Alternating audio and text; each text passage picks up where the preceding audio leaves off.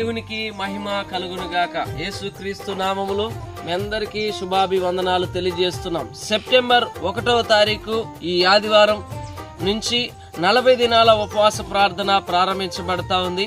జ్ఞాపకం చేసుకోండి, ప్రార్థన ద్వారా ఎన్నో అద్భుతాలు దేవుడు చేస్తున్నాడు. ప్రార్థన దేవుడు మనకిచ్చినటువంటి మంచి వరం. ఈ యొక్క ప్రార్థనలో మరి పాల్గొనాలని ప్రతి ఒక్కరిని కూడా నేను ఆహ్వానిస్తున్నాను. జ్ఞాపకం చేసుకోనండి, ప్రతిరోజు కూడా మరి సాయంకాల సమయంలో లైవ్ ద్వారా దేవుని యొక్క వాక్యము ప్రచురము చేయబడుతుంది.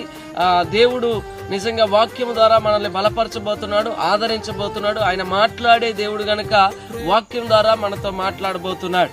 ప్రతి ఒక్కరు కూడా లైవ్ ద్వారా దూర ప్రాంతంలో ఉన్న వాళ్ళు చూడండి, దగ్గరలో ఉన్నవారు భద్రాచలం, సారపాక, అగేపై ప్రార్థనా మందిరం నందు మరి ఉదయకాల సమయంలో కూడా ప్రార్థన జరుగుతుంది, పాల్గొనవచ్చు. సాయంకాలం కూడా మీరు పాల్గొనవచ్చు. ఖచ్చితంగా ఈ ప్రార్థనలో పాల్గొనండి. ఉపవాస ప్రార్థనలో ఎంతో శక్తి ఉంది కనుక దేవుడు అద్భుతాలు చేస్తాడు, ఆశ్చర్య కార్యాలు చేస్తాడు.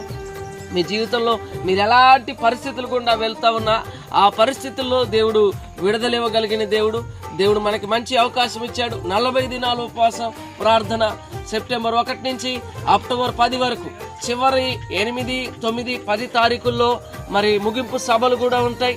మీరు ప్రార్థన చేయండి, దగ్గరలో ఉన్న వాళ్ళు పాల్గొనండి. దేవుడు వాక్యం ద్వారా దర్శిస్తాడు. ప్రార్థనలో శక్తిని కనుక శక్తి కలిగిన కార్యాలు మీ జీవితంలో, మీ కుటుంబంలో, మన ప్రాంతంలో జరుగుతాయి.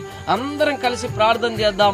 భారతదేశం కొరకు, మన ప్రజల క్షేమం కొరకు, వారి ఆరోగ్యాల కొరకు, కుటుంబాలు కట్టబడుట కొరకు, అప్పుల బాధల్లో ఉన్న ప్రజలు విడుదల పొందుట కొరకు, వారి క్షేమం కొరకు, ఇంకా రకరకాల ఈ లోకంలో ఉన్నటువంటి పాపం అనే బంధకాల చేత బంధించబడినటువంటి బిడ్డలు వాళ్ళ జీవితంలో విడుదల కొరకు మనం ప్రార్థన చేద్దాం.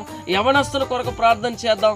40 దినాలు కూడా ఉపవాస ప్రార్థనలు జరుగుతుంటాయి. ఉదయకాల సమయంలో, సాయంకాల సమయంలో జరుగుతుంటాయి. లైవ్ ద్వారా కూడా ప్రత్యక్ష ప్రసారం జరుగుతూ ఉంటుంది. మీకు అవకాశం ఉన్నప్పుడు మీరు రండి, పాల్గొనండి. మిమ్మల్ని అందరినీ కూడా ప్రేమతో ఆహ్వానిస్తున్నాం. Agape prayer ministries, Bhadrachalam, Sarapaka, brother Venukumar.